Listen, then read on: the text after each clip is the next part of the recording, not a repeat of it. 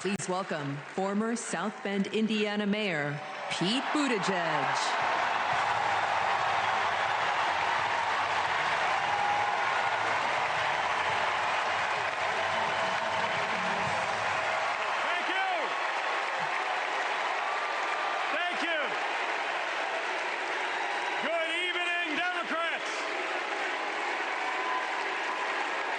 Chicago. Here's a sentence I never thought I'd hear myself saying. I'm Pete Buttigieg, and you might recognize me from Fox News.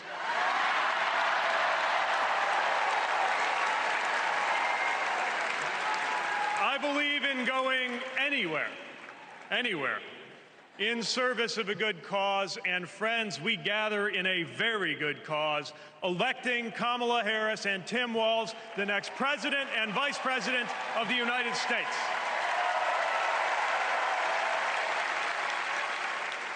The choice could not be clearer. Donald Trump rants about law and order, as if he wasn't a convicted criminal running against a prosecutor. As if we were going to forget that crime was higher on his watch. Talks about the forgotten man, hoping we'll forget that the only economic promise that he actually kept was to cut taxes for the rich. And don't even get me started on his new running mate.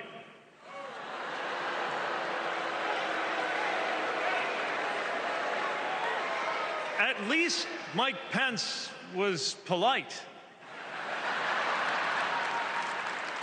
JD Vance is one of those guys who thinks if you don't live the life that he has in mind for you, then you don't count. Someone who said that if you don't have kids, you have, quote, no physical commitment to the future of this country. You know, Senator, when I deployed to Afghanistan, I didn't have kids then. Many of the men and women who went outside the wire with me didn't have kids either. But let me tell you, our commitment to the future of this country was pretty damn physical.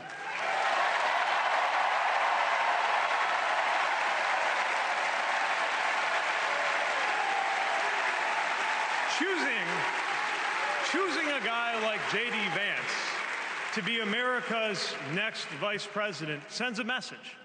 And the message is that they are doubling down on negativity and grievance. Committing to a concept of campaigning best summed up in one word: darkness. Darkness is what they are selling. The thing is, I just don't believe that America today is in the market for darkness. I believe America is ready for a better kind of politics. Yes, politics at its worst can be ugly, crushing, demeaning, but it doesn't have to be. At its best, politics can be empowering, uplifting. It can even be a kind of soulcraft. My faith teaches me that the world isn't made up of good people and bad people, but rather that each of us is capable of good and bad things. And I believe leaders matter because of what they bring out in each of us, the good or the bad. Right now, the other side is appealing to what is smallest within you. They're telling you that greatness comes from going back to the past. They're telling you that anyone different from you is a threat. They're telling you that your neighbor or nephew or daughter who disagrees with you politically isn't just wrong, but is now the enemy.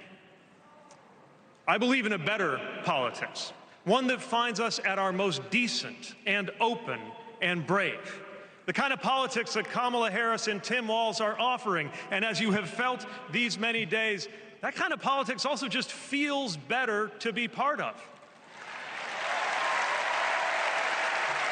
There is joy in it, as well as power. And if all of that sounds naive, let me insist that I have come to this view not by way of idealism, but by way of experience. Not just the experience of my unlikely career, Someone like me, serving in Indiana, serving in Washington, serving in uniform. I'm thinking of something much more basic. I'm thinking of dinner time at our house in Michigan. When the dog is barking and the air fryer is beeping and the mac and cheese is boiling over, and it feels like all the political negotiating experience in the world is not enough for me to get our 3-year-old son and our 3-year-old daughter to just wash their hands and sit at the table. It's the part of our day when politics seems the most distant, and yet the makeup of our kitchen table, the existence of my family, is just one example of something that was literally impossible as recently as 25 years ago, when an anxious teenager growing up in Indiana wondered if he would ever find belonging in this world.